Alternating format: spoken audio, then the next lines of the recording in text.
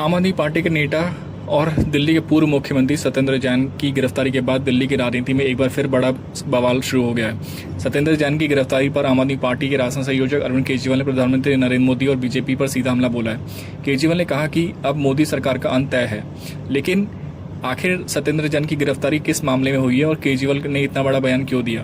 दरअसल दिल्ली की anti corruption branch यानी एसीबी ने सत्येंद्र जैन की दिल्ली जल बोर्ड से जुड़े कथित भ्रष्टाचार के मामले में गिरफ्तार किया है।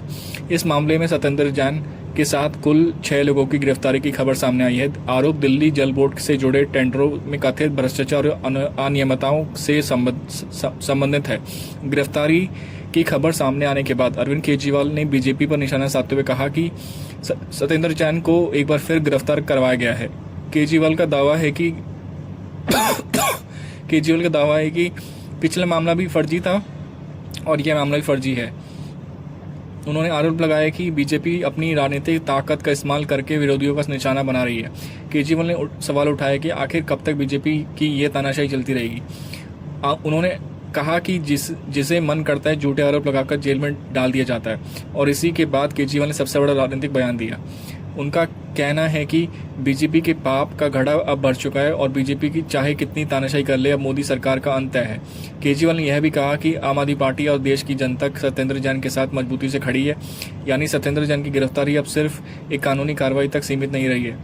एक बार फिर बीजेपी और आम आदमी पार्टी के बीच राजनीतिक टकराव को तेज कर दिया है। वहीं बीजेपी की तरफ से भी केजरीवाल के आरोपों पर पलटवार किया गया है। बीजेपी नेताओं का कहना है कि जांच एजेंसियों भ्रष्टाचार के मामलों में कानून के मुताबिक कार्रवाई की जा रही है और गिरफ्तारी को राजनीतिक बदले से कार्रवाई बताना सही नहीं है।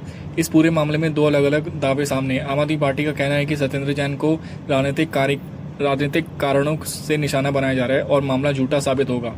वहीं जांच एजेंसी का आरोप है कि मामला दिल्ली जल बोर्ड से जुड़े कथित भ्रष्टाचार और टेंडरों में अनियमितताओं का है। ऐसे में अब सबसे बड़ा सवाल यही है कि सत्येंद्र जैन के खिलाफ लगाए गए आरोप जांच में कितने सही साबित होते हैं, और दूसरा सवाल, क्या इस गिरफ्तारी का असर आने वाले समय में दिल्ली और राष्ट्रीय राजनीति पर दिखाई देगा? क्योंकि केजरीवाल ने जिस तरह सीधे प्रधानमंत्री नरेंद्र मोदी की सरकार पर हमला बोला है, उससे साफ है कि आम आदमी पार्टी के इस मुद्दे को राजनीतिक तौर पर जोर शोर से उठाने वाली है।